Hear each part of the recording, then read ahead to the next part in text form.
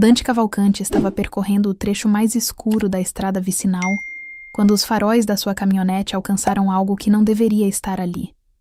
Uma forma imóvel à beira da pista, parcialmente encoberta pelo matagal seco que bordejava a estrada de terra vermelha. Ele mandou prender um homem que devia a ele usando menos do que isso como desculpa.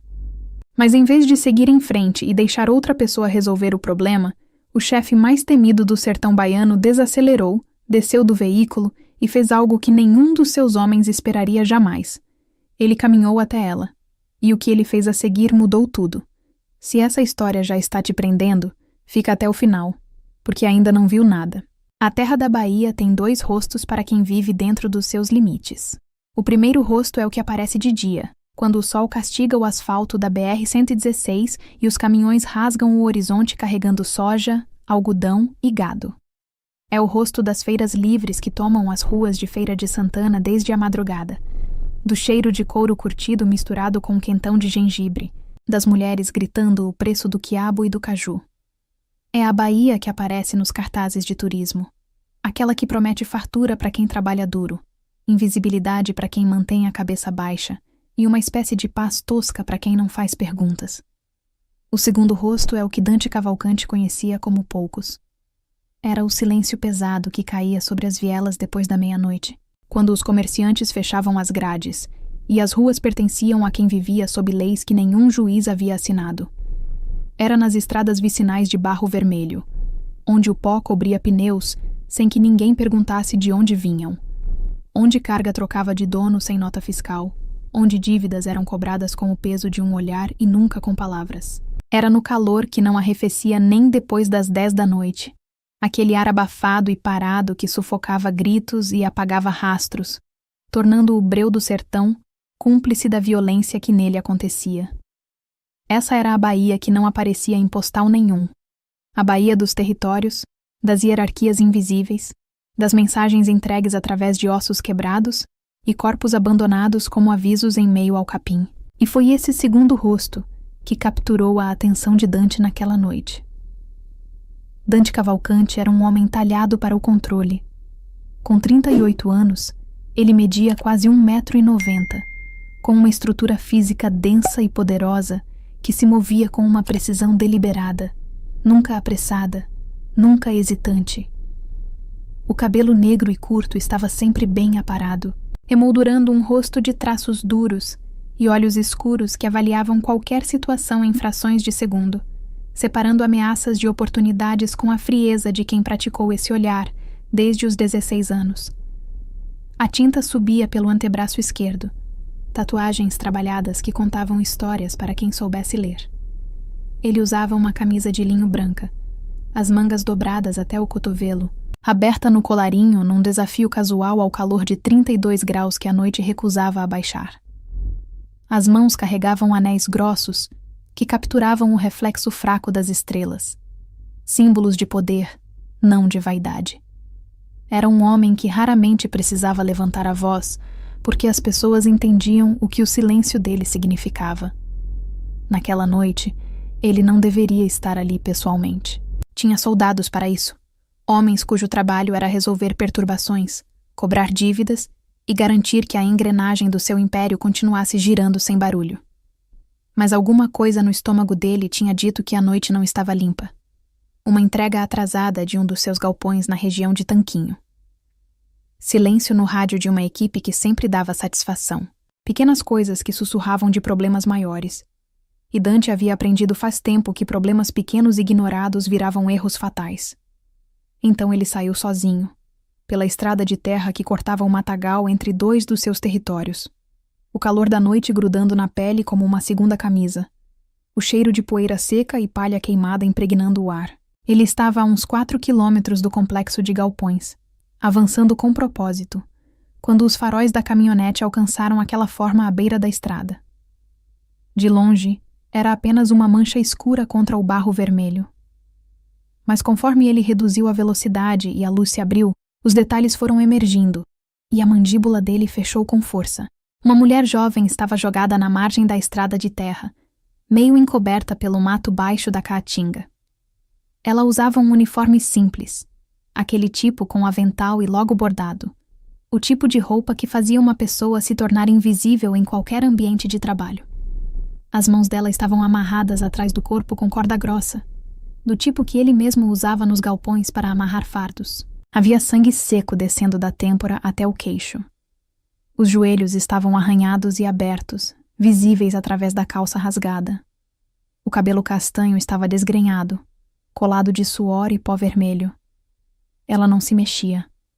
Então o peito dela subiu, raso e difícil, viva. Dante parou a uns 3 metros, a mente já processando o que aquilo significava. No seu mundo, corpos deixados em estradas eram comunicação. Avisos trocados entre organizações, punições tornadas públicas, fronteiras reforçadas através da violência. Mas a execução importava. Mortes limpas comandavam respeito. Mortes descuidadas convidavam caos e perguntas. E aquilo ali era descuidado demais. As cordas estavam amarradas às pressas, cortando os pulsos dela em ângulos errados que falavam de pânico, não de profissionalismo. O local era impensável. Jogada na beira de uma estrada vicinal de barro, exposta, em vez de depositada num local estratégico onde rivais a encontrariam. Nenhuma assinatura, nenhum cartão, nenhuma mensagem que fizesse sentido. O que significava uma de duas coisas. Ou aquilo era um erro, uma vingança pessoal que não tinha nada a ver com o negócio, ou alguém havia agido no seu território sem a sua autorização. Ambas as possibilidades eram imperdoáveis. Dante se aproximou devagar, a poeira vermelha amorteciando seus passos.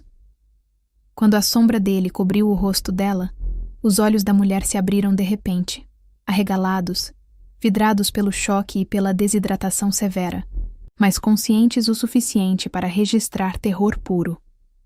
Ela não gritou. Provavelmente não conseguia. Os lábios dela estavam rachados e secos, a respiração rasa demais para produzir som. Mas os olhos dela o acompanharam com uma consciência animal, o tipo de medo que entende predadores instintivamente. Bem, o medo mantinha as pessoas honestas. Dante agachou ao lado dela, estudando o rosto. 20 e poucos anos, talvez 26. Pele escura coberta de poeira vermelha, o inchaço ao redor do olho direito com horas de existência, as bordas já virando roxo e amarelo, um corte no canto do lábio com sangue ressecado. Alguém a havia espancado antes de amarrá-la. Alguém havia levado o tempo que quis. Quem fez isso com você? A voz dele era baixa, controlada, sem nenhum aquecimento. Ela abriu a boca. A mandíbula dela tremeu. Apenas um sopro de ar quente emergiu. Nenhuma palavra. Só o rascado de alguém perdendo a luta contra o colapso. Dante se levantou, calculando. Testemunhas mortas eram limpas, mas essa podia ter respostas. E mais importante, quem a havia deixado ali cometera um erro crítico. Tinham assumido que ela iria desmaiar quieta, que a morte dela ia parecer um acidente, que ninguém ia fazer perguntas sobre uma empregada que sumiu no meio do mato no calor da noite. Não contaram que ele ia chegar primeiro. Ele tirou o celular do bolso da calça. 2 ligações. Primeiro para o seu motorista. Recolhimento discreto, entrada dos fundos, 10 minutos. Segundo para o seu médico, preparar o esconderijo, tratar choque e desidratação severa. Sem hospital, sem registro, silêncio absoluto. Quando desligou, olhou para a mulher que tremia apesar do calor, o uniforme encharcado de suor e poeira, a pele cinzenta da exaustão, a sobrevivência dela medida em minutos. Dante tirou a camisa de linho e cobriu o corpo dela sem dizer uma palavra. Não era bondade. Era estratégia. No seu ramo, misericórdia era cara. Curiosidade era perigosa, mas desrespeito. Esse era imperdoável. E alguém acabava de desrespeitá-lo da pior forma possível, assumindo que podia deixar um corpo no seu território sem enfrentar consequências. Ele se ajoelhou de novo, perto o suficiente para ela ouvir através do choque. Você vai sobreviver, disse baixinho. E depois vai me contar tudo. Os olhos dela se arregalaram ainda mais, não de alívio, mas com um tipo diferente de terror. O que entende que ser resgatado pode ser mais perigoso do que morrer. Dante se levantou quando os faróis de um veículo apareceram no fim da estrada. Bom, a noite havia se tornado muito interessante. O esconderijo não era confortável. Dante não acreditava em conforto para complicações, mas era melhor do que a beira de uma estrada de barro. O cômodo era de alvenaria crua, iluminado por uma única lâmpada fluorescente que jogava luz dura sobre uma mobília escassa. Uma cama de ferro com colchão fino, uma cadeira de madeira pesada, um ventilador de teto que girava lento no calor parado, empurrando o ar quente de um canto para o outro sem mudar a temperatura. As janelas tinham grades, não para impedir que entrassem, mas para impedir que saíssem. Dante ficou encostado na parede do fundo, braços cruzados, observando o seu médico trabalhar. O doutor Sérgio Fontes tinha 63 anos, um homem que havia perdido o registro anos atrás por fazer as perguntas erradas e que havia encontrado o emprego mais lucrativo não fazendo pergunta nenhuma. As mãos dele se moviam com eficiência treinada, verificando os sinais vitais, cortando a corda que prendia os pulsos da mulher, avaliando os ferimentos com o distanciamento clínico de quem já viu coisas piores em condições piores. Desidratação severa combinada com choque traumático. Fontes murmurou, passando soro gelado pelo acesso venoso que havia instalado no antebraço dela. Mais uma hora ali fora nesse calor, e estaríamos falando de falência de órgãos. Os hematomas são consistentes com trauma por força bruta no rosto e nas costelas. As marcas de corda são profundas. Quem fez isso não era treinado. Emoção demais na amarração. Dante estreitou os olhos. Emoção. Contenções profissionais eram eficientes. Dante olhou para a corda descartada no chão. Aquela fibra grossa e conhecida. Aquelas eram raivosas. Pessoais. Isso confirmava o que ele já suspeitava. Aquilo não era uma execução. Era ódio vestido de negócio. A mulher se mexeu, um gemido baixo escapando dos lábios rachados. Os olhos dela se abriram, desfocados num primeiro momento, depois se afiando com pânico repentino ao registrar o cômodo desconhecido. O homem debruçado sobre ela, a figura que observava das sombras. Ela tentou se sentar. Fontes a pressionou de volta com firmeza. Devagar.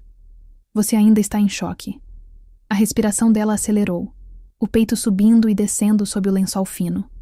O olhar dela varreu o cômodo em busca de saídas. Não encontrou nenhuma. Quando os olhos dela pousaram em Dante, eles se arregalaram com um reconhecimento, não de alívio, mas do tipo de terror reservado para lendas feitas de carne. Ela sabia exatamente quem ele era. Você é... A voz dela quebrou, mal um sussurro. Viva, Dante disse com secura. Porque eu decidi que você deveria ser. O peso daquela afirmação desceu sobre ela como um segundo conjunto de correntes. Ela entendeu imediatamente. A sobrevivência dela era condicional, temporária e inteiramente à sua discrição. Fontes terminou a avaliação, arrumando os seus pertences com cuidado metódico. Ela vai viver. Mantenha hidratada fora do calor direto. Fique de olho em sinais de choque voltando. Passo aqui em 12 horas. Saiu sem mais uma palavra, a porta fechando atrás dele com uma finalidade que fez a mulher estremecer. Agora eram só os dois. Dante não se moveu da parede. Havia aprendido faz tempo que a imobilidade era sua própria forma de pressão. Ela forçava as pessoas a preencherem o silêncio com verdade. A mulher puxou o lençol com mais força ao redor do corpo, embora continuasse tremendo. Não de frio agora, de medo. Qual é o seu nome? A voz de Dante era conversacional, quase suave. O tipo de tom que tornava mentiras mais pesadas. Ela engoliu em seco. Clara Mendes. Ele repetiu devagar, saboreando as sílabas em busca de engano. Quem fez isso com você? A mandíbula dela tremeu. Ela desviou o olhar, fitando a janela gradeada de onde o calor da noite entrava em ondas invisíveis, quente e silencioso. Não sei. Resposta errada. Os olhos dela voltaram para ele, arregalados de desespero. Não sei, juro. Nunca vi o rosto deles. Estava escuro. Me pegaram por trás quando eu saía do trabalho. Eu não consegui. Então me diga por quê. A pergunta pairou no ar entre eles, pesada de implicação. Dante se soltou da parede e se aproximou. Não de forma ameaçadora, apenas presente. Um lembrete de que nenhum canto daquele cômodo estava fora do alcance da sua atenção. A respiração de Clara aumentou. Os dedos dela apertaram o lençol com tanta força que os nós dos dedos embranqueceram. Eu trabalhava, no restaurante do seu Neco, turno da noite, das 10 da noite às 6 da manhã. A voz dela estava mal audível. Não é nada especial. Marmita, frango assado e clientes que não deixam gorjeta. E o que esses clientes conversam? O silêncio dela era resposta suficiente. Dante se agachou ao lado da cama, agora no mesmo nível dos olhos dela, perto o suficiente para ver o conflito se desenhando pelo rosto exausto dela. No meu mundo, Clara Mendes, existem 3 tipos de pessoas: as que falam, as que ouvem e as que desaparecem. Qual das 3 você é? As lágrimas brotaram nos olhos dela, não de dor, mas do entendimento terrível de que a honestidade podia matá-la tão facilmente quanto o colapso quase tinha feito. Eu ouço. Ela sussurrou. Sou para ser invisível.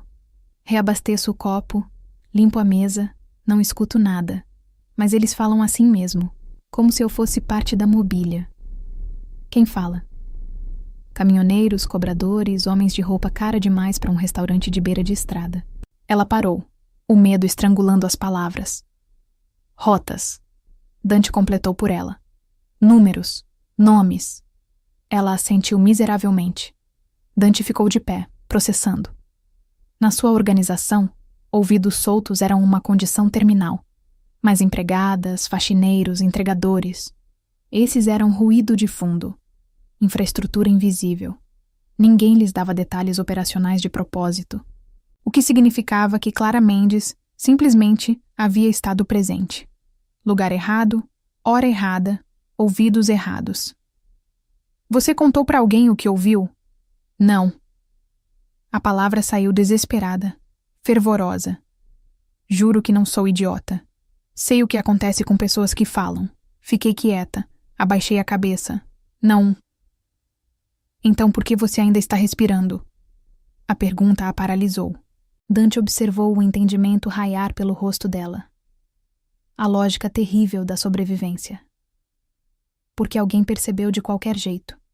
Ela disse baixinho. Não só percebeu. Alguém decidiu que você era uma ameaça.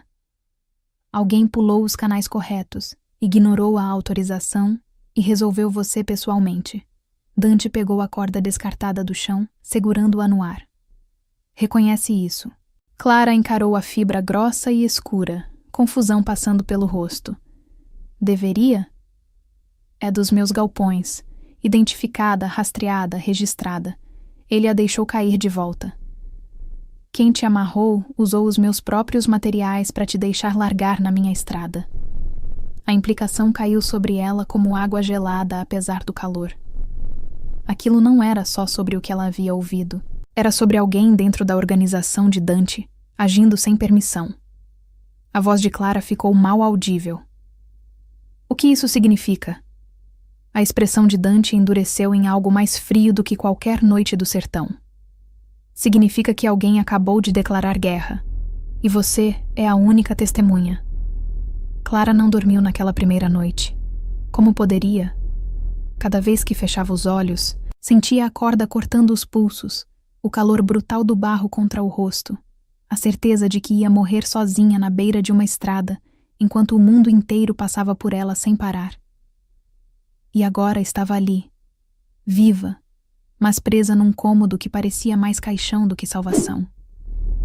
Guardada por um homem cuja reputação fazia a morte parecer misericordiosa por comparação. Ela ficou sentada na cama de ferro, o lençol puxado até o queixo, olhando a porta, esperando ela abrir, esperando Dante Cavalcante decidir que ela havia perdido a utilidade. O ventilador de teto girava monótono, marcando o tempo com seu rangido metálico. O calor da noite não cedia. Lá fora, pelas grades, o sertão continuava negro e silencioso, enterrando os segredos da noite no seu breu costumeiro. O amanhecer chegou devagar, uma luz cinza e quente filtrando pelas frestas das persianas. A porta abriu sem aviso. A respiração de Clara prendeu, o corpo tensionando contra o inevitável. Mas não era Dante quem entrava. Era uma mulher nos seus 40 anos, cabelo preto preso com severidade, carregando uma bandeja com comida e uma garrafa de água. Ela colocou na cadeira de madeira sem falar, os movimentos eficientes e frios. Come, a mulher disse. O chefe quer você funcional. E foi embora, a tranca fechando atrás dela. Clara encarou a comida. Arroz, feijão, frango desfiado, fruta que parecia fresca demais para um lugar como aquele. O estômago dela revirou entre a fome e a náusea, as duas brigando pelo controle. Ela se forçou a comer, sabendo que a sobrevivência exigia combustível, mesmo quando cada garfada tinha gosto de cinza. 2 horas depois, Dante voltou.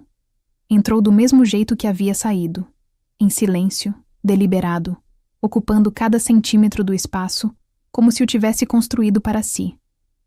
Hoje usava calça preta bem cortada e uma camisa cinza escura com as mangas dobradas até o cotovelo, revelando ainda mais as tatuagens intrincadas que envolviam os braços como armadura. Os olhos escuros varreram o cômodo, catalogando tudo, sem perder nada. Clara abaixou a garrafa d'água, as mãos tremendo apesar de todos os seus esforços para parecer calma. Dante puxou a cadeira de madeira para perto da cama e sentou, os antebraços apoiados nos joelhos, inclinado para a frente com a confiança casual de alguém que jamais precisou temer qualquer coisa na vida. Me fala do restaurante do seu Neco, ele disse. Não era um pedido. Clara engoliu em seco, a garganta apertando. É só um restaurante. 24 horas na margem da BR-116, perto do entroncamento de Ipirá. Trabalho lá há 2 anos. Turno da noite. Quase sempre sozinha. Tem um cozinheiro nos fundos às vezes. O Zé Bigode. Um cara mais velho que não fala muito. Mas depois da meia-noite sou basicamente eu. O dono não gosta de pagar extra quando o movimento está fraco. A expressão de Dante permaneceu neutra, mas Clara sentia o cálculo acontecendo por trás daqueles olhos frios. Quem são seus clientes fixos? Ela sabia que essa pergunta estava vindo. Havia passado as horas insones tentando decidir quanta verdade a manteria viva e quanta a mataria. Caminhoneiros principalmente. Homens saindo de turno tardio. Às vezes policiais rodoviários. Mas não sempre. Eles têm os próprios lugares. Ela pausou, escolhendo as próximas palavras com cuidado. E homens bem vestidos demais para um restaurante de beira de estrada. Com que frequência?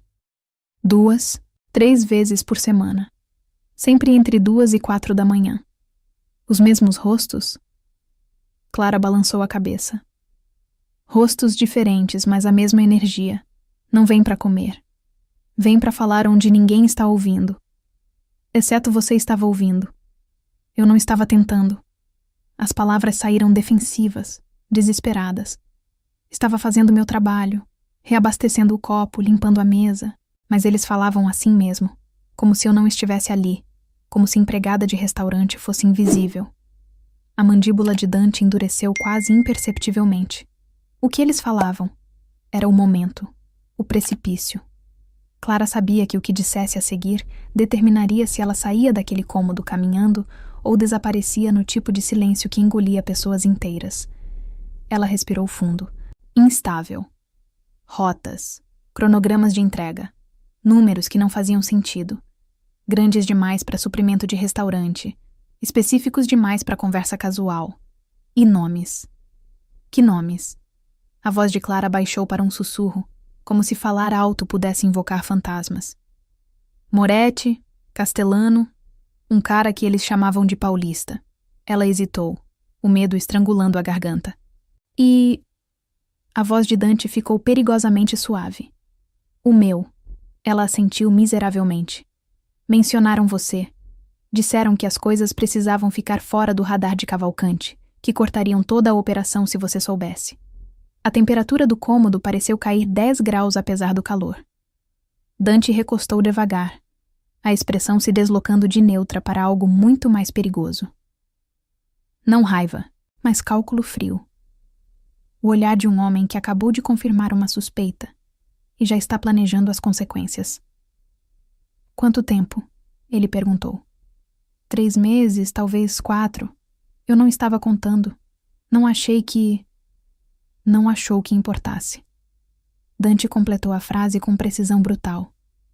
Achou que podia ouvir as coisas, guardar na memória, continuar invisível, e nada ia te alcançar. Os olhos de Clara arderam com lágrimas represadas. Eu não sabia o que significava nada disso. Eu não entendo o seu mundo. Só sirvo comida e tento pagar o aluguel. Mas alguém achou que você entendia demais. A afirmação caiu como golpe físico.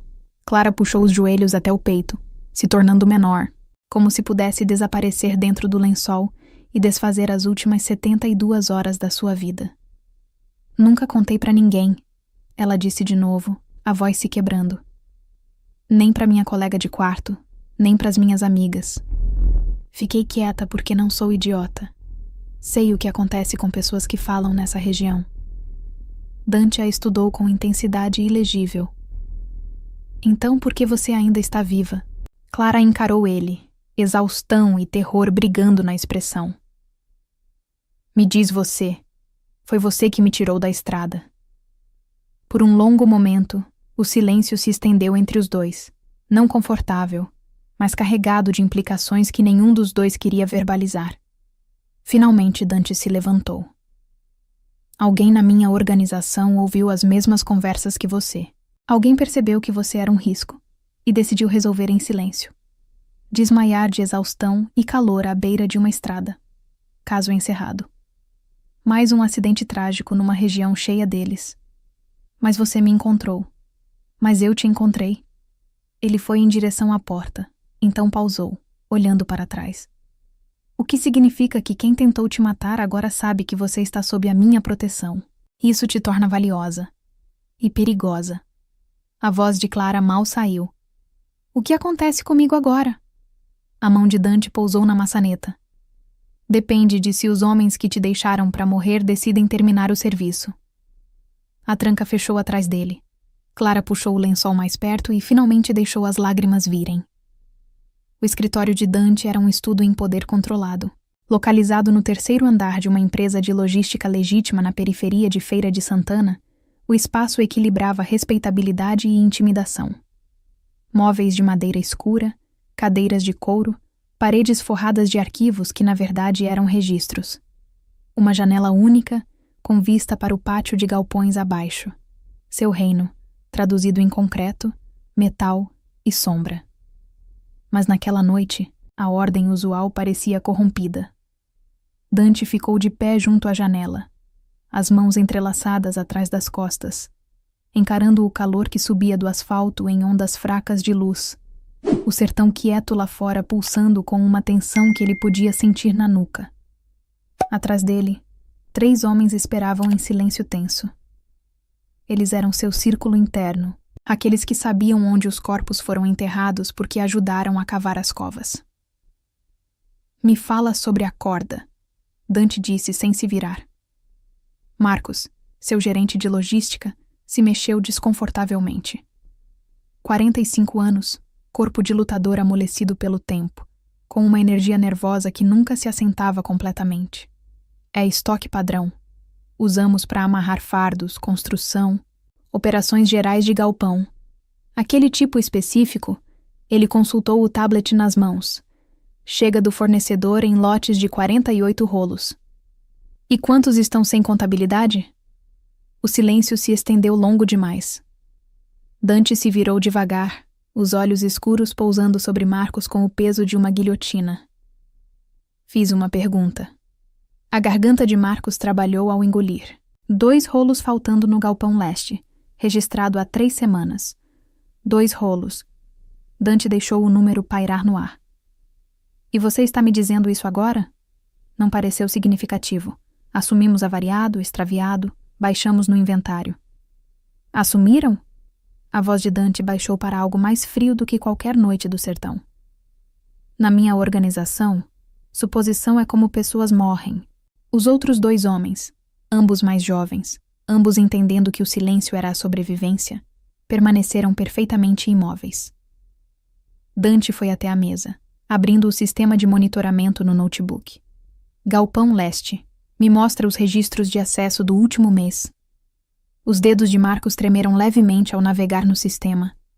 Nomes e horários apareceram na tela. Motoristas, operários, supervisores fazendo checagem de inventário. Tudo rotineiro, tudo autorizado, até que um nome apareceu com frequência perturbadora em horários de madrugada, quando o galpão deveria estar quase vazio. A mandíbula de Dante endureceu.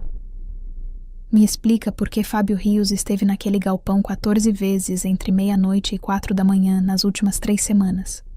Marcos ficou pálido. Fábio é tenente sênior. Ele tem acesso...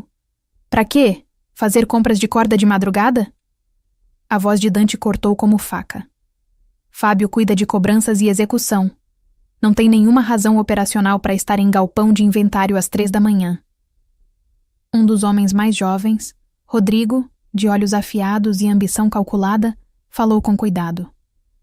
Fábio está diferente nos últimos tempos, mais fechado, recebendo ligações que não explica, sumindo por horas sem dar satisfação. A atenção de Dante se voltou para Rodrigo, como predador farejando fraqueza no bando. E você está mencionando isso agora?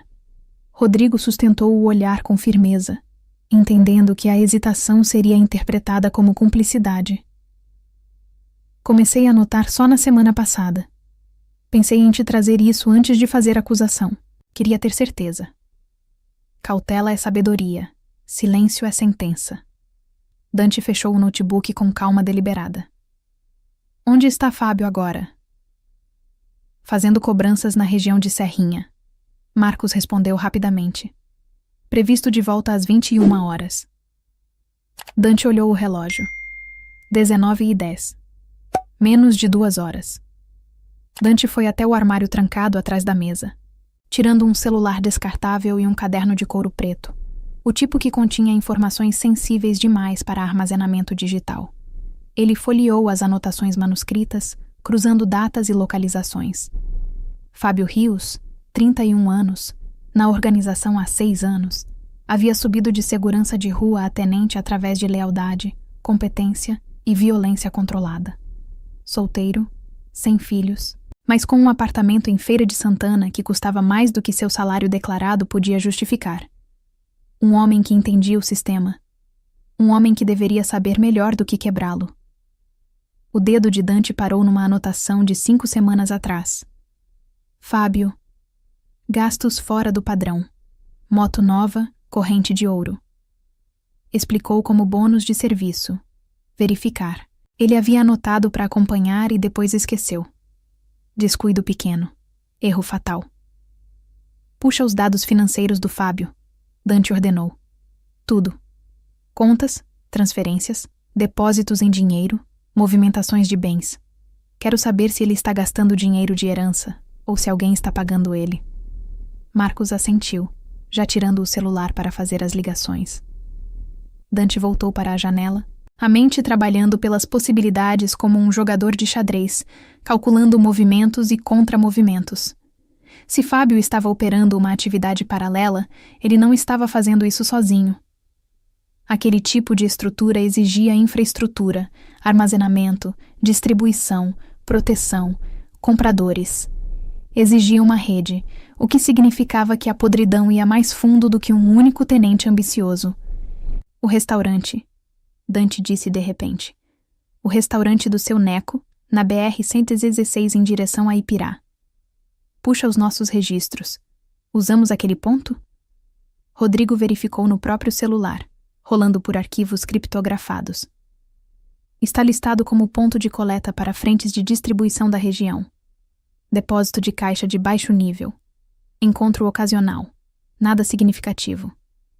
Quem cuida dessa rota? A expressão de Rodrigo mudou para algo mais sombrio. A equipe do Fábio. Era isso. A conexão. Fábio controlava a rota que incluía o restaurante do seu neco. Fábio tinha acesso ao inventário dos galpões. Fábio estava gastando dinheiro que não deveria ter. E a agenda do Fábio o colocava exatamente no lugar certo na hora certa para ouvir conversas de madrugada sobre operações que deveriam ser invisíveis. As mesmas operações que Clara Mendes também havia ouvido.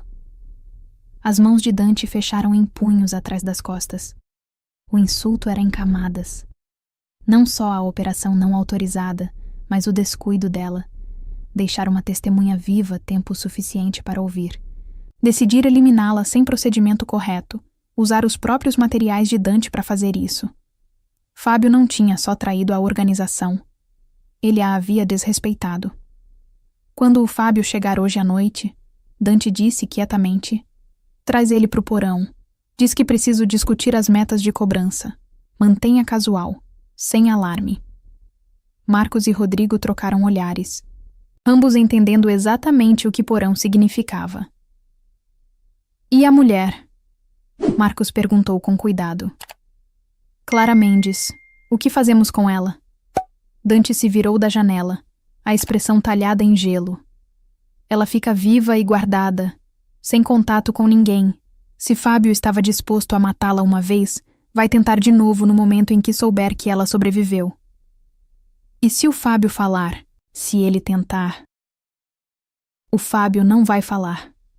A voz de Dante carregava certeza absoluta. "Porque quando eu terminar com ele, ele vai entender que a morte é uma misericórdia que ele ainda não merece." Os 3 homens acenaram, saindo em silêncio para executar as ordens. Sozinho no escritório, Dante encarou o calor que pulsava lá fora e pensou em confiança. Em como era difícil construir, em como era fácil destruir, em como era caro reparar. Clara acordou com o som de vozes do lado de fora da porta. Não altas, mal acima de sussurros, mas urgentes de um jeito que fez o pulso dela acelerar. Ela se sentou devagar, ainda enrolada no lençol, tentando ouvir através da barreira de metal. Não me importa o que ele disse. Precisamos de protocolo. Só guarda ela. É o serviço. Se o Fábio descobrir que ela está viva... As vozes sumiam conforme os passos se afastavam pelo corredor. Fábio. O nome ficou suspenso no ar parado como fumaça. Clara não sabia quem era Fábio, mas entendia o tom. O jeito que as pessoas falam sobre ameaças que não conseguem controlar completamente. Ela puxou os joelhos até o peito, a mente acelerada. 48 horas atrás, ela estava servindo comida e contando troco, vivendo uma vida tão ordinária que doía. Agora estava presa num cômodo de concreto, guardada por criminosos, encurralada entre homens que se comunicavam em violência e silêncio. A porta abriu sem aviso. Dante entrou carregando uma pasta grossa de papéis. Usava a mesma roupa escura de antes, mas algo na expressão havia mudado. Mais afiado, mais focado, como uma faca que acabou de ser amolada. "Se veste", ele disse, jogando roupas sobre a cama. "A gente precisa conversar." Clara encarou a pilha. Calça jeans escura, blusa simples de algodão, roupas que pareciam novas e exatamente do seu tamanho. "Como você?" 10 minutos. Ele se virou para a porta. "Espera." A palavra saiu antes que ela pudesse segurar. Dante pausou, sem se virar. A voz de Clara tremeu. "O que está acontecendo?" Ouvi pessoas falando de alguém chamado Fábio. "É ele que... se veste." Dante repetiu, o tom não permitindo argumento. "Depois você vai entender tudo." Saiu, a tranca fechando atrás dele. Clara se trocou rapidamente, as mãos tremendo ao puxar as roupas desconhecidas. Serviam perfeitamente, e de alguma forma isso tornava tudo pior. Significava que as pessoas de Dante haviam avaliado o tamanho dela, providenciado as roupas, antecipado as necessidades dela com a eficiência de uma organização que fazia problemas desaparecerem. Ela estava sendo protegida ou preparada para ser enterrada. Quando a porta abriu de novo, Dante não estava sozinho. A mulher do café da manhã estava atrás dele, braços cruzados, observando Clara com a mesma avaliação fria de antes. "Essa é a Sônia", Dante disse. "Ela vai ficar com você. Não era conforto, era aviso. Dante gesticulou para Clara o seguir. Eles se moveram por corredores estreitos iluminados por lâmpadas fluorescentes duras, passando por portas fechadas que sugeriam outros cômodos, outros segredos. O prédio parecia maior do que ela havia imaginado. Um labirinto projetado para desorientar, para tornar a fuga impossível. Pararam em frente a uma porta marcada apenas com o número 9. Dentro, havia uma sala pequena com uma mesa, 2 cadeiras e um notebook. Dante gesticulou para Clara sentar. Depois abriu a pasta que carregava. Espalhou fotografias sobre a mesa como um apostador revelando cartas. Fotos de cena de crime. O estômago de Clara revirou. As imagens mostravam a estrada onde ela havia sido deixada, o corpo dela prostrado no barro vermelho capturado de múltiplos ângulos. Alguém havia tirado fotos antes de Dante chegar. Alguém havia documentado a quase morte dela com precisão clínica. Isso foi tirado pela minha equipe de segurança, Dante disse, o tom neutro. Protocolo padrão para qualquer coisa fora do comum no nosso território. Clara não conseguia desviar o olhar das fotos. Ver ela mesma assim, quebrada, abandonada, morrendo, tornava o horror real de um jeito que a memória não havia conseguido. Ela parecia tão pequena nas imagens, tão insignificante contra a vastidão vermelha da estrada de terra. Por que você está me mostrando isso? A voz dela mal saiu. Dante puxou outra fotografia. Porque você precisa entender o que era para ter acontecido. A imagem mostrava um close das cordas que amarravam os pulsos dela. Dante apontou para detalhes específicos. A fibra áspera, os nós apressados, o ângulo das amarrações. Esses nós não eram profissionais, ele explicou. Eram raivosos, pessoais. Quem te amarrou não estava seguindo ordens, estava improvisando. Ele puxou outra foto, essa mostrando marcas de pneu na terra perto de onde ela foi encontrada. Você não foi jogada de um veículo em movimento. Foi caminhada até aquele local, forçada a se ajoelhar, e então abandonada. O dedo de Dante traçou as evidências no barro. Vê essas marcas? É onde você resistiu, onde os joelhos bateram no chão antes de você cair para frente. A respiração de Clara acelerou, o pânico subindo no peito enquanto as memórias voltavam com força. Mãos empurrando ela para o chão. O calor brutal do barro contra a pele. A certeza de que ia morrer ali. Para, ela sussurrou. Por favor. Dante não parou. Ele abriu dados meteorológicos no notebook. A temperatura naquela noite estava em 37 graus com a umidade. O calor extremo combinado com desidratação severa. Ele virou a tela para ela, mostrando um gráfico médico. Causa perda de consciência em adultos sem água em aproximadamente 90 minutos, em condições de exposição total. Colapso cardiovascular segue dentro de 3 horas. Ele pausou, deixando os números afundarem. Você foi deixada ali às 23 horas e 40 minutos. Eu te encontrei à 1h17 da manhã. A mente de Clara fez a conta automaticamente. 1h37 minutos. Ela havia estado a minutos do colapso, a 1 hora da morte. Por quê? A palavra saiu quebrada. Por que você está me contando isso? Dante fechou o notebook com calma deliberada.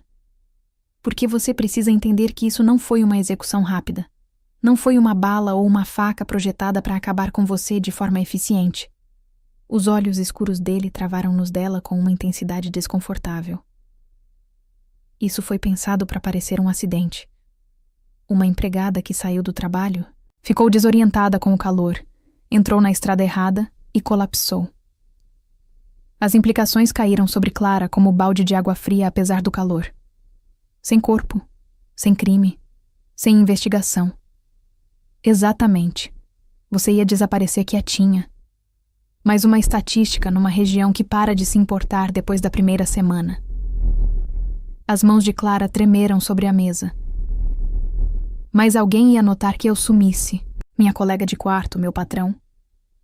Ia assumir que você largou tudo. Foi embora. Se meteu em problema sozinha. A voz de Dante carregava honestidade brutal. Você tem 26 anos, trabalhando num emprego sem futuro, vivendo de salário em salário. Nessa região, pessoas como você somem todo dia. Ninguém investiga muito a fundo. A verdade doeu mais do que o calor havia doído. Fábio Rios.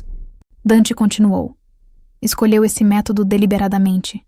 Devagar, quieto, limpo, sem evidência de crime, só circunstâncias infelizes. Fábio Rios. Clara repetiu o nome, saboreando como veneno. É ele que decidiu que você era um problema. Dante juntou as fotografias de volta na pasta. E é ele que está prestes a aprender que eliminar sem permissão tem consequências. Clara olhou para ele, medo e confusão brigando na expressão. O que você vai fazer? Dante se levantou, ajeitando a camisa com precisão casual. O que deveria ter feito semanas atrás, cortar a podridão antes que se espalhe. E eu? O que acontece comigo? Pela primeira vez, algo quase parecido com simpatia passou pelo rosto de Dante. Quase. Você continua viva, Clara Mendes. Porque no momento em que o Fábio souber que você sobreviveu, ele vai vir terminar o serviço. Fábio Rios chegou às 21h20, exatamente dentro do prazo esperado. Dante observou pelas câmeras de segurança enquanto a caminhonete prata de Fábio entrava no pátio dos galpões, os pneus rangendo no cascalho aquecido. O tenente desceu, altura mediana, corpo largo e sólido, usando uma jaqueta de couro cara demais para trabalho de cobrança. Os movimentos dele eram relaxados, confiantes. A postura de um homem que acreditava ser intocável. Essa confiança estaria morta dentro de 1 hora. Marcos encontrou Fábio na entrada. A troca deles foi capturada em vídeo sem áudio. Um aperto de mão, conversa casual, Marcos gesticulando para o elevador com a tranquilidade de rotina. Nada sugerindo que aquela noite era diferente de qualquer outro check-in. Dante trocou de câmera, acompanhando o progresso deles pelo prédio. Elevador descendo. Corredor vazio. A porta do porão abrindo. Fábio entrou no cômodo de concreto e parou. O espaço era nu, exceto por uma cadeira única parafusada ao chão. Uma mesa com ferramentas dispostas com precisão cirúrgica e luzes fortes que jogavam sombras duras sobre cada superfície. Esse cômodo tinha um único propósito, e todos na organização sabiam qual era. A confiança de Fábio se fragmentou. Ele se virou de volta para a porta e a encontrou já fechada, Marcos guardando do lado de fora. Dante entrou por uma porta lateral, as mãos nos bolsos da calça, a expressão neutra. Fábio, ele disse de forma conversacional. Obrigado por vir. A garganta de Fábio trabalhou. Chefe, o Marcos disse que o senhor queria discutir as metas. Menti. Dante caminhou até a mesa, passando os dedos pelas ferramentas dispostas. Alicate, faca, um martelo, corda. Bem, o Marcos mentiu, por instrução minha. A cor foi embora do rosto de Fábio. Não entendo. Não me insulte. A voz de Dante permaneceu calma, o que de alguma forma tornava tudo mais aterrorizante. Os dois sabemos exatamente por que você está aqui. As mãos de Fábio fecharam em punhos, o corpo tensionando com o instinto de correr ou lutar. Mas não havia para onde correr. E brigar com Dante Cavalcante era suicídio. 2 rolos de corda. Dante continuou. Faltando no galpão leste. 14 visitas não autorizadas entre meia-noite e 4 da manhã, ao longo de 3 semanas.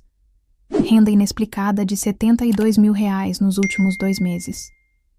Ele pegou uma fotografia da mesa, Clara prostrada na estrada de barro, e uma empregada deixada para morrer na minha estrada sem a minha permissão. Os olhos de Fábio arregalaram. Choque genuíno registrando nos traços dele. Não choque de ser pego. Choque de que Clara era evidência em vez de um segredo enterrado.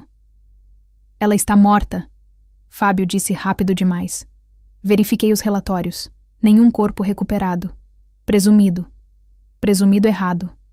Dante pousou a fotografia com cuidado. Eu a encontrei 1h37 depois que você a deixou ali, ainda respirando. As implicações desabaram sobre Fábio como estrutura em colapso.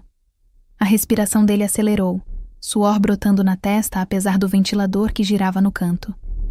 Chefe, Posso explicar. Então explica. Dante se encostou na mesa, braços cruzados, dando a Fábio o palco. Me explica por que você está operando uma atividade paralela pelas minhas frentes de distribuição. Me explica por que você está movendo produto que eu não sei, usando rotas que eu não aprovei e eliminando testemunhas sem autorização. A boca de Fábio abriu e fechou, os cálculos correndo por trás dos olhos. Quanto admitir, quanto negar, se verdade ou mentira o salvaria. Não era para ser assim, ele finalmente disse. A operação começou pequena. Dinheiro extra, rotas limpas, nada que fosse interferir nos negócios oficiais. Dinheiro extra. O tom de Dante permaneceu perigosamente neutro. Na minha organização, não existe dinheiro extra. Existe dinheiro que flui pelos canais corretos. E existe roubo. Não foi roubo. Eu ia trazer para você quando estivesse estabelecido. Quando eu pudesse provar que era lucrativo. Você ia me apresentar uma operação pronta e esperar gratidão. A voz de Dante baixou para algo mais frio. Você acha que eu construí esse império, deixando pessoas operarem nas minhas costas e depois as recompensando por isso? O desespero de Fábio ficou palpável. Eu tinha investidores, pessoas que queriam entrar na ação, mas não queriam conexões oficiais.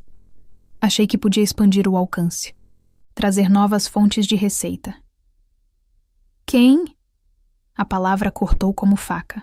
Fábio hesitou. E essa hesitação disse tudo a Dante. Você está protegendo eles.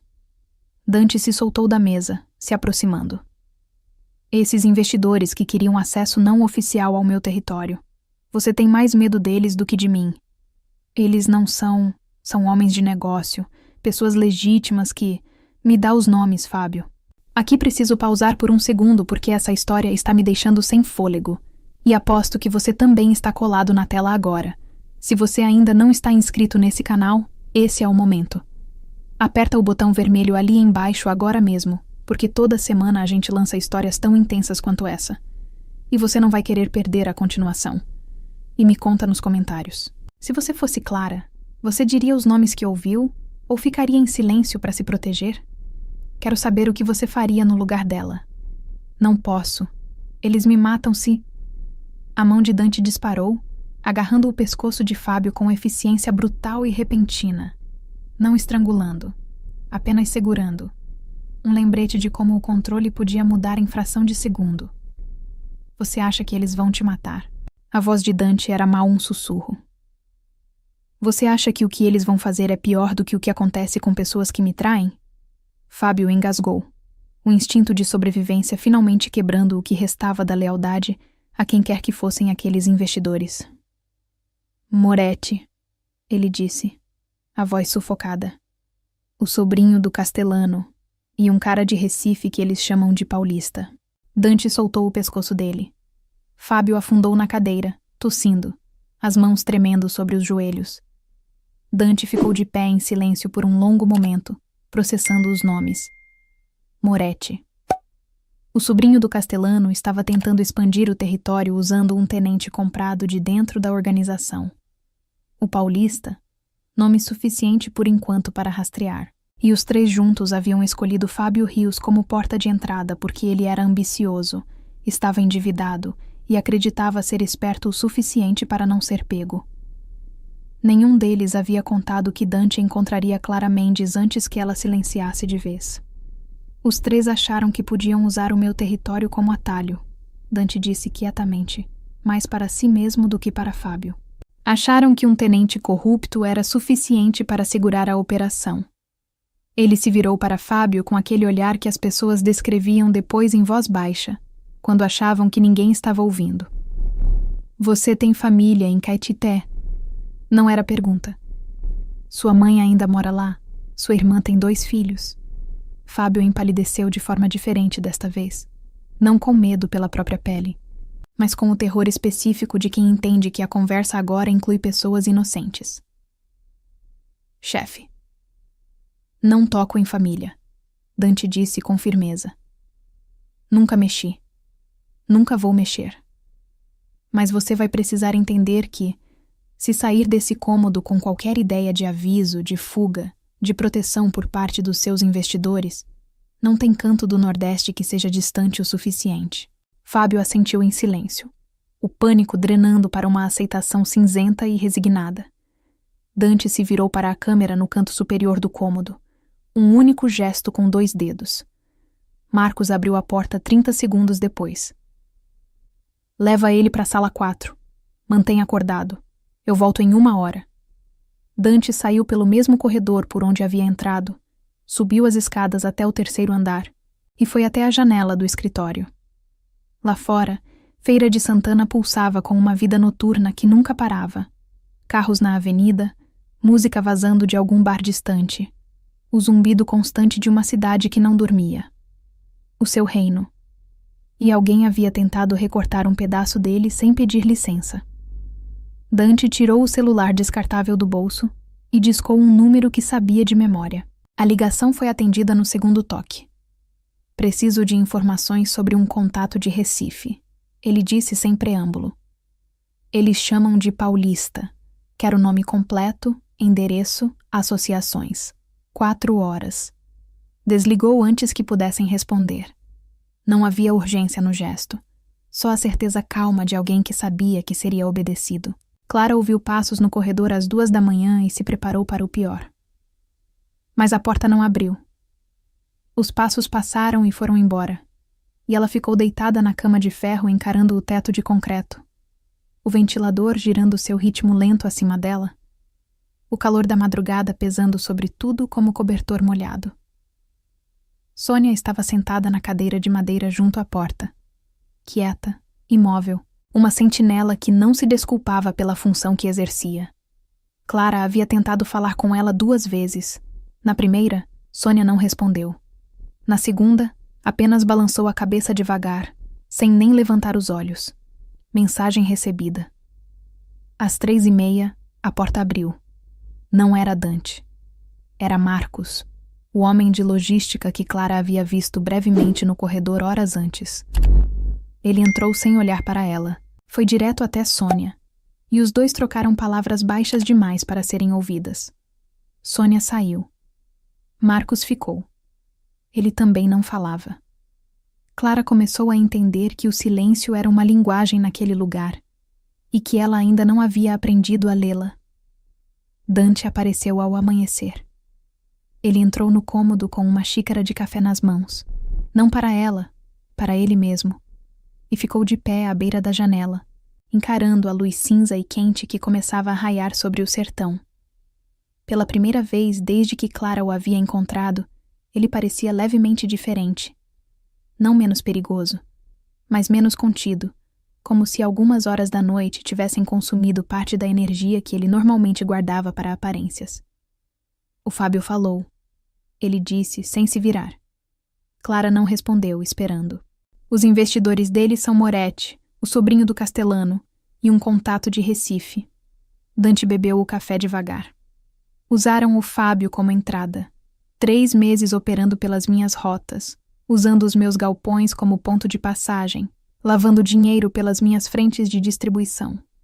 Tudo enquanto eu olhava para outro lado porque confiei em quem não merecia confiança. A honestidade crua da afirmação surpreendeu Clara. Ela não esperava que um homem como Dante admitisse qualquer coisa que soasse como falha. "Por que você está me contando isso?" ela perguntou. Ele se virou, e o olhar que a encontrou era diferente dos anteriores. Não mais o avaliador frio de interrogatório, mas algo mais cansado, mais humano. Quase. Porque você ouviu os mesmos nomes que o Fábio estava protegendo, e porque o que acontece a seguir vai depender de você entender exatamente o tamanho do que caiu sobre a sua cabeça sem você ter pedido. Clara abraçou os joelhos no peito, os cotovelos sobre as bordas da cama. O que acontece a seguir? Moretti e o Paulista vão saber que o Fábio foi pego. Não hoje, talvez não amanhã, mas logo. Dante pousou a xícara sobre a mesa com um clique definitivo. E quando souberem, vão querer eliminar qualquer coisa que possa conectá-los à operação. Isso inclui o Fábio. E inclui você. Mas eu não sei nada além de nomes que ouvi por acidente num restaurante de beira de estrada. Você sabe o suficiente para confirmar a operação se questionada por autoridades. Em qualquer tribunal, você é uma testemunha. A frieza prática da análise fez Clara sentir um frio que o calor do sertão não conseguia tocar. Então estou presa aqui para sempre? Não. Dante foi até a mesa, abriu a pasta que estava ali desde a noite anterior e tirou um envelope. Jogou sobre a cama sem cerimônia. Clara o abriu com dedos cautelosos. Dentro havia uma identidade. CPF, carteira de identidade, cartão de saúde. Uma mulher que se chamava Vera Costa, de Juazeiro do Norte, com a foto de Clara, mas tudo mais diferente. Havia também dinheiro em espécie. Clara não contou, mas calculou que eram pelo menos 40 mil reais em notas dobradas. Isso é uma vida nova, Dante disse. Vai para Juazeiro. Tem uma kitnet alugada no nome da Vera Costa que serve até você se estabelecer. O dinheiro dura 6 meses se você for cuidadosa. Depois disso, você é problema só seu. Clara encarou os documentos, a mente tentando processar a mudança de escala entre a noite de antes, acorrentada, morrendo, e aquele momento, com uma nova identidade nas mãos. Por que você faria isso? A pergunta saiu antes que ela pudesse segurá-la. Dante ficou em silêncio por um momento longo. Quando falou, foi com a voz de alguém pesando cada palavra antes de soltá-la. Porque morte desnecessária gera caos, e caos enfraquece poder. Ele cruzou os braços. Você não precisava morrer. Não era ameaça real nenhuma. Era só uma empregada de restaurante que ouviu o que não devia porque estava fazendo o trabalho dela. O Fábio agiu por pânico e por excesso de ambição. E o pânico dele quase me custou mais do que a vida de uma mulher inocente. Clara olhou para ele por um momento longo. Você não faz isso por mim. Está fazendo para provar alguma coisa para si mesmo. O canto da boca de Dante se moveu. Não chegou a ser sorriso, mas foi o mais próximo que ela havia visto. Talvez. Ele pegou a xícara vazia e caminhou até a porta. Você tem até o meio-dia. Marcos vai te levar até a rodoviária de Feira de Santana. A partir daí, você é a Vera Costa. Clara Mendes trabalhou num restaurante de beira de estrada e sumiu. É a história mais comum nesse interior. Ele abriu a porta. Não tente contato. Não tente agradecer. Não tente entender o que aconteceu aqui. Só vai. Clara olhou para o envelope nas mãos. Os documentos que representavam o apagamento completo de tudo que ela havia sido até ali. E o Fábio? Ela perguntou, uma última vez. Dante não parou. Não se virou. O Fábio vai aprender que algumas decisões custam mais do que dinheiro pode pagar. A porta fechou. Clara ficou encarando o envelope por um longo tempo. O ventilador girando acima dela. O calor do sertão entrando pelas frestas. Depois começou a dobrar as notas com cuidado, uma por uma, e a se preparar para ser outra pessoa. O que aconteceu a seguir aconteceu rápido, da forma que as coisas acontecem quando Dante Cavalcante decide que é hora de encerrar um capítulo. Fábio Rios passou 48 horas na sala 4, sendo questionado por Rodrigo, enquanto a equipe financeira de Dante rastreava cada centavo que havia passado pelas contas paralelas. O número final era expressivo, 380 mil reais movimentados em pouco mais de 3 meses, usando fachadas de pequenos distribuidores que pareciam legítimos a qualquer análise superficial. Fábio havia sido cuidadoso. Não cuidadoso o suficiente, mas cuidadoso. Isso pelo menos Dante reconhecia. Às 72 horas, Fábio foi colocado num veículo com placa fria e levado para uma cidade do interior do Piauí, cujo nome ele mesmo não sabia. Lá, havia trabalho disponível numa fazenda de gado. Trabalho duro, sem celular, sem internet, sem contato com o Nordeste de onde veio. Não era prisão formal. Era um desaparecimento elegante. O tipo que não deixa rastro nem cria mártir. Moretti e o Paulista souberam da queda do Fábio 3 dias depois, através dos canais que esse tipo de notícia sempre usa, e fizeram o que homens na posição deles fazem quando um plano desmorona. Mandaram resolver o problema na origem.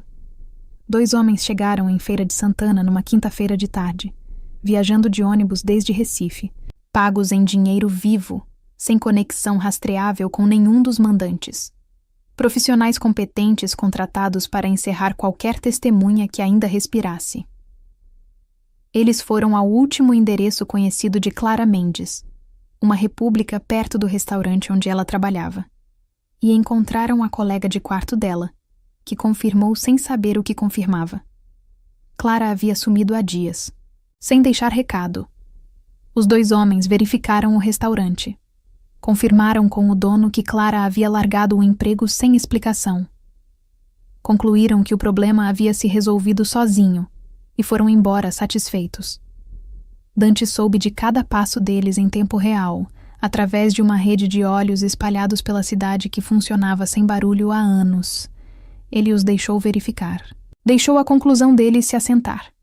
E depois mandou uma mensagem a Moretti. Não de palavras, mas do tipo que chegava em envelope sem remetente, com evidências suficientes sobre a operação paralela para afundar qualquer homem de negócio que tentasse manter aparência de legitimidade.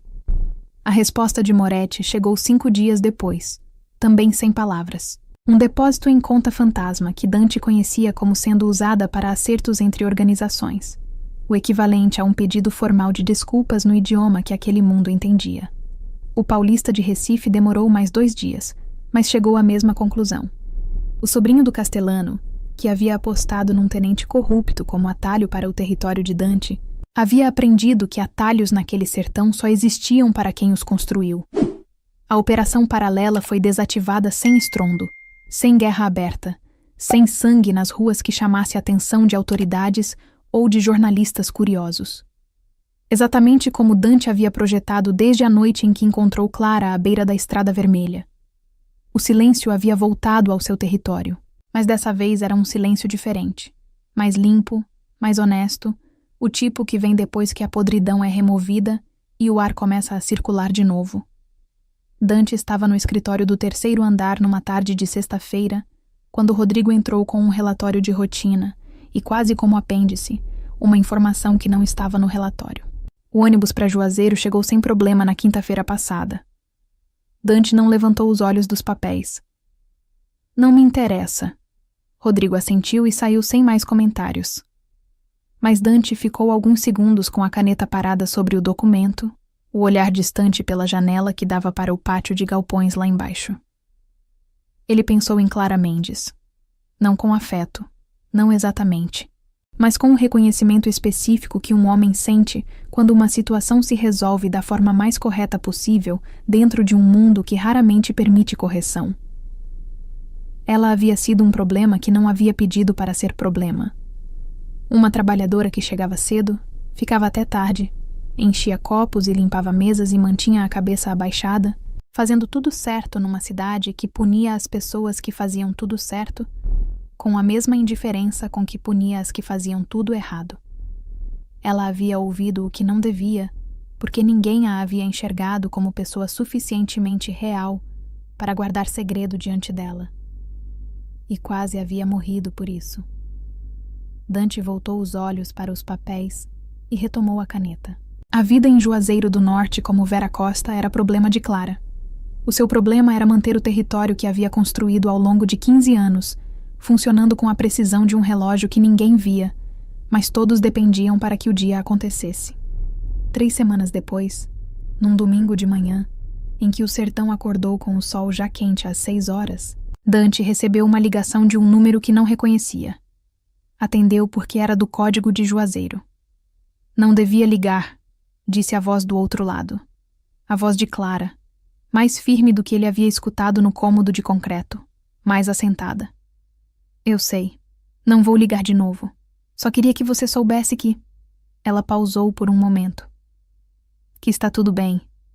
Dante ficou em silêncio por 3 segundos exatos. Isso não era necessário. Eu sei. A ligação caiu. Ele ficou com o celular na mão por um instante.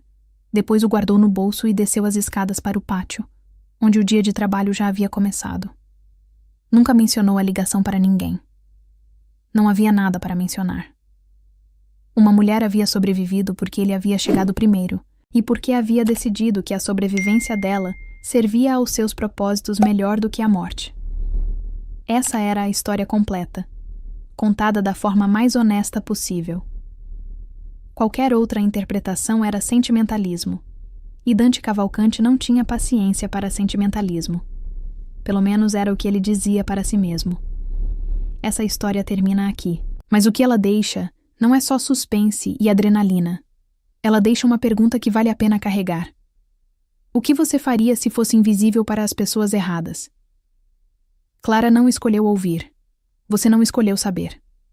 Ele só estava presente, fazendo o trabalho dela, sendo o tipo de pessoa que o mundo frequentemente ignora até que se torna inconveniente.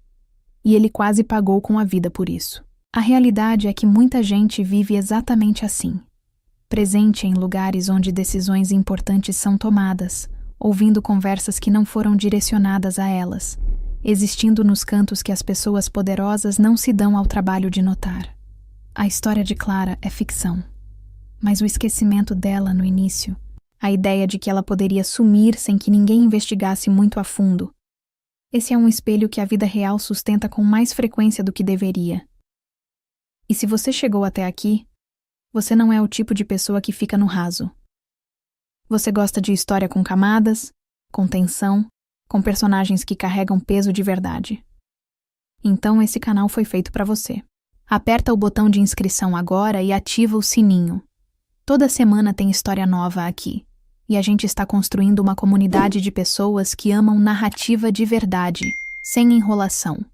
Conta pra mim nos comentários. O que você sentiu quando o Dante deu os documentos para Clara? Achou que ele fez por cálculo ou acha que tinha algo mais por trás disso? Compartilha esse vídeo com alguém que ama uma boa história. Você vai estar fazendo um favor. E se você tiver uma história para contar, deixa nos comentários. Essa comunidade é feita de histórias, e a sua também merece ser ouvida. Até a próxima!